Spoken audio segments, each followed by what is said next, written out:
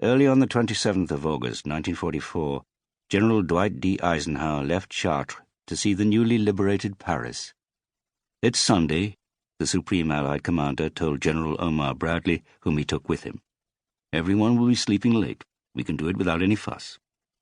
Yet the two generals were hardly inconspicuous as they bowled along towards the French capital on their supposedly informal visit. The Supreme Commander's olive-drab Cadillac was escorted by 2 armoured cars and a jeep with a brigadier general leading the way. When they reached the Porte d'Orléans, an even larger escort from the 38th Cavalry Reconnaissance Squadron awaited in review order under the orders of Major General Giraud.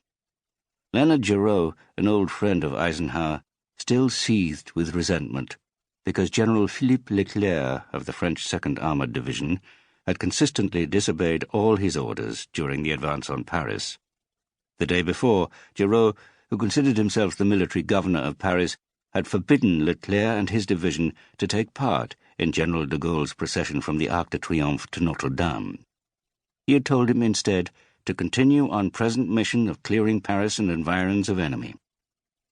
Leclerc had ignored Giraud throughout the liberation of the capital, but that morning he had sent part of his division north, out of the city, against German positions around Saint-Denis. The streets of Paris were empty because the retreating Germans had seized almost every vehicle that could move. Even the metro was unpredictable because of the feeble power supply.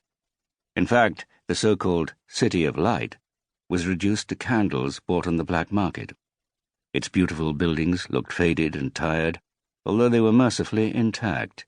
Hitler's order to reduce it to a field of rubble had not been followed.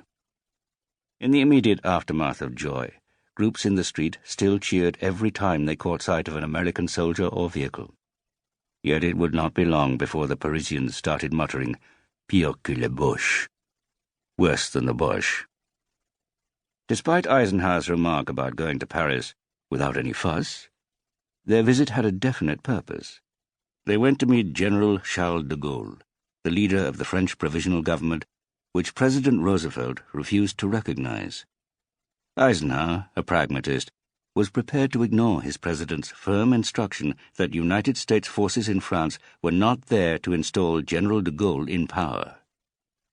The Supreme Commander needed stability behind his front lines, and since de Gaulle was the only man likely to provide it, he was willing to support him. Neither de Gaulle nor Eisenhower wanted the dangerous chaos of liberation to get out of hand, especially at a time of frenzied rumors, sudden panics, conspiracy theories, and the ugly denunciations of alleged collaborators. Together with a comrade, the writer D-Day Stalingrad, a Counterintelligence Corps staff sergeant with the 4th Infantry Division, had arrested a suspect in an action close to the Hôtel de Ville, only for the crowd to drag him away and beat him to death in front of their eyes.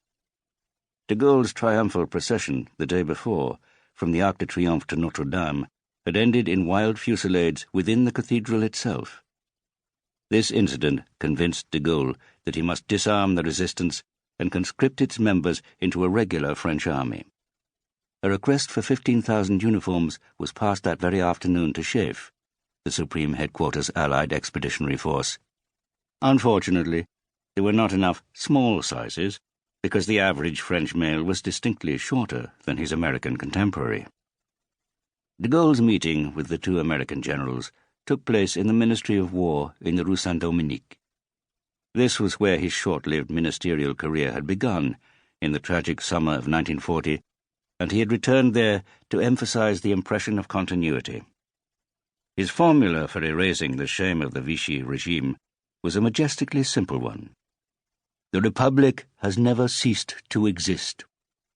De Gaulle wanted Eisenhower to keep Leclerc's division in Paris to ensure law and order, but since some of Leclerc's units had now started to move out, he suggested that perhaps the Americans could impress the population with a show of force to reassure them that the Germans would not be coming back. Why not march a whole division, or even 2, through Paris on its way to the front? Eisenhower, thinking it slightly ironic that de Gaulle should be asking for American troops to establish his position firmly, turned to Bradley and asked what he thought. Bradley said that it would be perfectly possible to arrange within the next couple of days. So Eisenhower invited de Gaulle to take the salute, accompanied by General Bradley. He himself would stay away.